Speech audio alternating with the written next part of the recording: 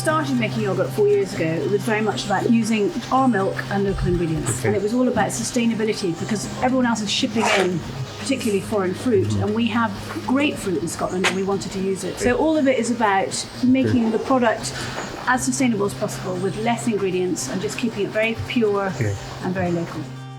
You know, what we're concentrating on is breeding a healthy cow that lives long, and therefore we can spread the carbon footprint of that milk production and lower that down. Part of that is about growing as much food stock that we feed to the cows here on the farm. Noticed in the beds of the cattle here that there's sand. What's the reasoning behind that? We use it for bedding because it's inert, you can't get bugs to grow on it. The cows find it really comfortable, and then when we finish with it, it comes out, it's great, settles out, and we're able to recover that sand. Later on. We're very lucky with having a wind turbine, which we put up 10 years ago. A lot of what we've been able to do is because of the benefits of it. I think the whole way we approach this farm is what can we leave behind for the next generation? Whether it's our children or others, we wanted to have great livestock, great trees. When I got here, I said, why do we plant trees? We're not going to see them grow. And I said, you cannot think like that. It's all about the future. What more can we do to make the world a better place? And what we've been able to do is put in little woods and then link them with wildlife corridors to the river and things. Really playing a big part in the future and the nature. You're able to farm in the spaces in between and get that wildlife and now carbon capture benefit between the two. You're just watching a cow here who's slightly hesitantly heading outside, and her friend is just out there at the moment. So a little bit of herd behaviour there. The cows here are very, very relaxed. Part of it is because they're milked by the robots, that they're not being pushed. Part of it comes down to the vets we had designing the shed to remove stress from them so that they're free to move, that they're not being bullied by other cows, that they're able to do things as a herd because they're herd animals. They want to eat together, they want to lie down together. This is the engine room of the farm because this is where the cows get milked.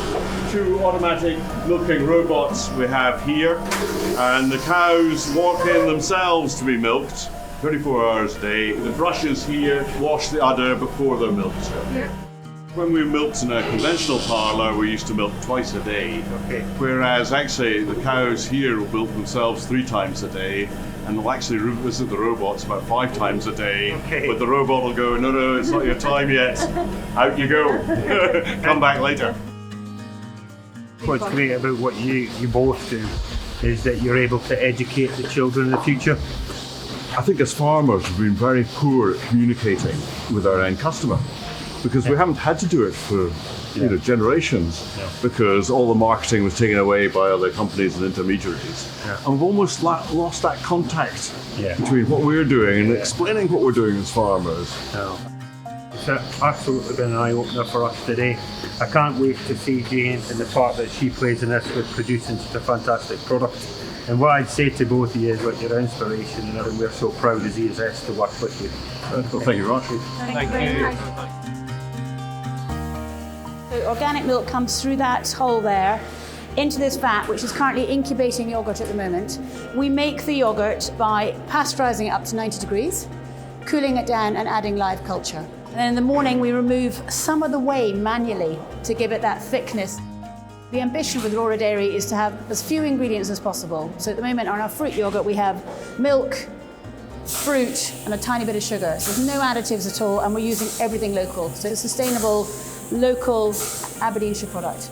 So we use very local Scottish honey, the Scottish heather honey from Heather Hills, and then we turn it into this by mixing 4% of honey straight into our yogurt, no other ingredients whatsoever.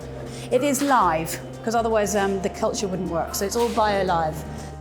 Strawberry and raspberry have 15% fruit, so that's a huge quantity of fruit because the flavour has to come from the fruit. And if you look at most yogurts, they've got an additive in them. I was helped by the Rowett, actually, at Aberdeen University, designed to make it a healthy product. That's what the ambition is. It's amazing to see how you've developed as a business, especially around your sustainability and everything you're doing. So thank you so much. And we're looking forward to making a recipe tomorrow with it. Thank you very much for coming. I really appreciate it.